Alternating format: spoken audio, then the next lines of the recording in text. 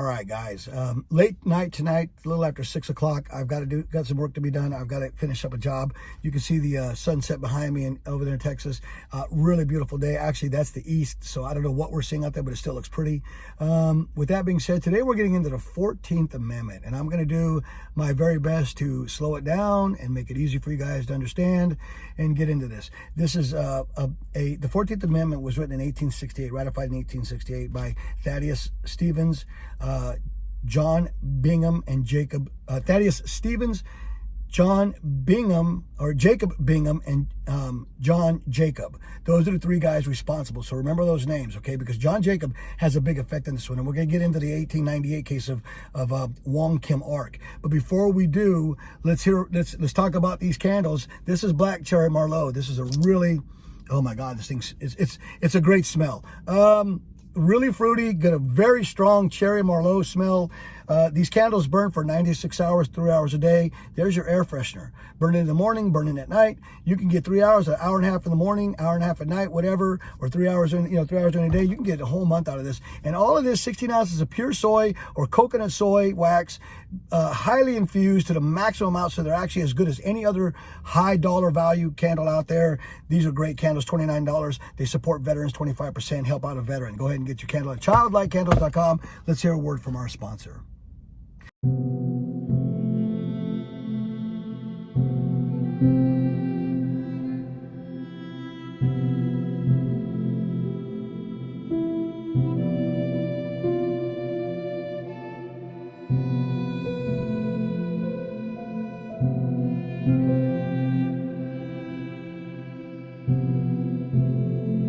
Homelessness among veterans is a critical issue. In the U.S., 35,574 veterans were homeless in 2023, a 7.4% increase from 2022. Despite efforts, many veterans still face unemployment, poverty, and lack of affordable housing. You can help today. 25% of every purchase goes to help homeless veterans across the country.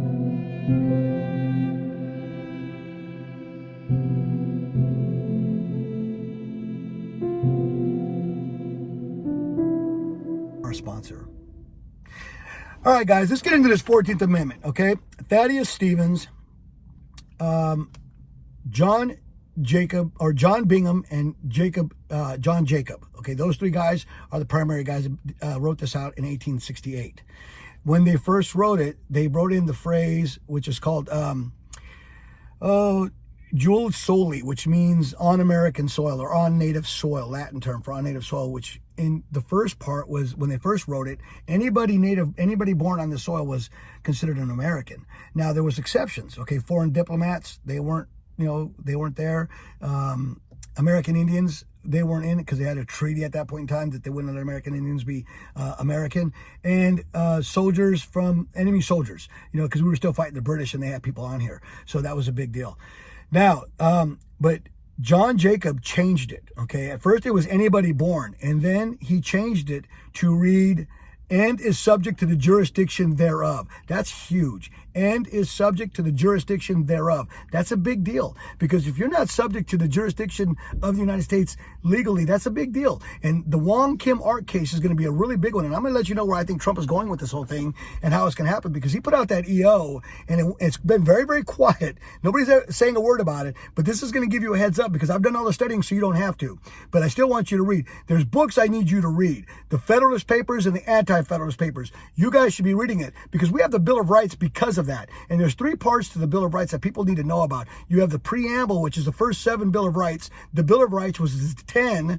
Those 10 make up the Bill of Rights. And then you have the amendment, which is the next 17, giving us 27 rights, okay? And so some of them are important, some of them aren't. This one is going to be very important. It's really funny how the 14th Amendment is very, very important, but it doesn't really, it didn't, nobody ever thinks about it. So let's get into the whole thing of why it's happening, all right? Interestingly enough, when they wrote that, again, it was Jul soli, which means born on native soil. That's the first way they wrote it. And then John Jacob changed it. He didn't like that. He said, okay, no, that's not. So he put a clause in there. You have to be born on American soil and subject to the jurisdiction thereof. You have to be a citizen subject to our laws. Okay. Illegal aliens aren't subject to our laws. They don't have all the civil rights. They don't have the right to vote. They don't have the right to own a gun. They don't have the right to hold office. So there's certain things that they don't have a right to that only American citizens have. Now they do have other rights. They do get rights by proxy because they're here. We do treat them humanely. We give them a lawyer, so on and so forth. But there are certain rights that they don't have because they're not citizens. And the Wong Kim Ark case is going to play a big part in this whole thing because in 1898, what happened was his parents were Chinese. They came here. They weren't citizens, but they were legally here. They were subject to the laws thereof. Okay. And this is what the Supreme Court ruled on because they were here legally. And that's a big deal because in that case, that's what the Supreme Court said. They were here legally.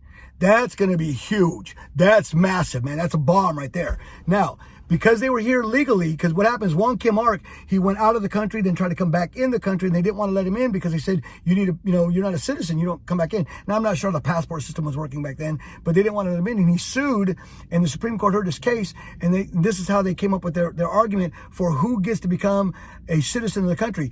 Their parents, even though they weren't American citizens, they were still subject to the jurisdiction here because they were legally allowed to be here. They were legally allowed. That's going to be huge. They were legally allowed to be here. So then since they were legally allowed to be here, Wong Kim Ark, he got a citizenship. This also is part of the Dred Scott case in ATC. This whole 14th Amendment actually arose because of Dred Scott. I've read his story. It's a great story. There's a book out there, Say It Loudly or something. There's a book. I got to find it on Dred Scott. I read this book and it broke me down because it talks about the slave trade and everything that Dred Scott went through. It's a great book. Say It Loud Clearly. I think the name of the book is, but I'll find it. And when I do find it, I'll link it in the description. But the deal is that's what's going to go before the Supreme Court, and that's what we're going to argue now. Looking at the illegal aliens. Are the illegal aliens subject to the jurisdiction? Because that's the clause. And subject to the jurisdiction. Not just born here. You can only be a citizen if you're born here if your parents are here legally. And that's going to be huge because his parents were, theirs aren't.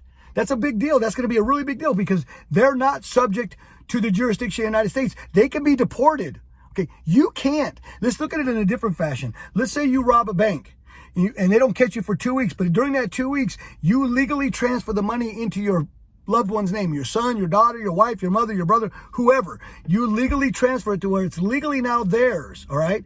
Do they get to keep the money? No. Same thing, and people are going to cry, well, you're going to take their property, you're going to take them, you got to give them recompense. No, you don't, because look at drug dealers. American people that are born here all their lives, if they go into selling drugs and they get houses and cars and things out of this crap, just like the mafia. RICO case goes against them, they lose everything. It goes into auction. They don't get any of the money, neither do their dependents.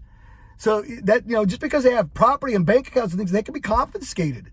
I don't know how far Trump is going to go with that, but still, that's the law and that's the way it goes because, you can go to jail, you can lose all of it. What if you're single by yourself and you're doing all these drugs or whatever you're doing and you make a lot of money? Do you get to keep all the crap that you got from drug money? No, you don't. Not your houses, not your cars. Everything gets confiscated. It goes to the government. It's crazy how that works, but it goes to the government. Now, with that being said, looking at the 14th Amendment, the way Trump is going to work this is he's going to argue that case of Wong Kim Ark. He's going to argue that, saying their parents were legally here. That's why they got to stay, because they were legally under the jurisdiction of the United States. So he was legally under the jurisdiction of the United States. The illegal aliens are not here. They came over here, illegally, and they stayed. They broke the law. So they're subject to be deportation. So they don't fall underneath the 14th Amendment, and that's how it's going to get changed. And if the Supreme Court rules on this, it's going to take literally 2/3 of Congress to change this, to write a law to change it. Okay, they can't change they cannot change the amendments just by writing a law. Okay, they can't do that, especially if the Supreme Court rules on it, because they'll find it in violation of the Constitution. So it's going to be very, very hard. They'd have to rewrite the 14th Amendment, and that would take 75% of Congress and 23 states. It's going to be impossible. They won't be able to get it through. This is a big deal. Now, where is Trump going with this? Where do I think he's going? Well, I think what this is going to do is going to open up the door to everybody who's here illegally, that was born here illegally, can be deported, but he's not going to do that, okay? You got the DACA kids. They've been here for how long? Since Obama? Since 2008, 2010, 11? It's now 2020, it's 15 years. They're adults now. He's not going to do that. So what I think he's going to do is going to let them stay. He's going to make a deal with the Democrats, and he's going to say, look, you either buy into this or I'm going to deport everybody. I'm just going to go full bore. I don't care, because he's going to get rid of all of those people, And that's just going to empty out the voter rolls. The Democrats won't have anybody. Okay, it may be a close race again, but they'll let him. I don't think that's going to happen. But with that being said, I think what he's going to do is he's going to say I'll cut it off at the 4 years Biden was in. If you were here, if you could prove that you were here prior to Biden coming into office, I'll let you stay. If you can't, you got to go, including your kids. And that's where it's going to all happen at. And I think that's fair. And Trump, he can, he's got social media so he can promote it.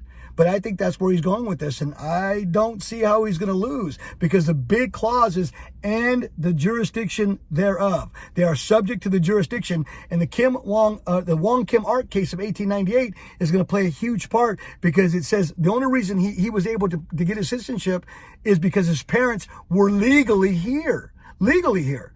That's a huge deal.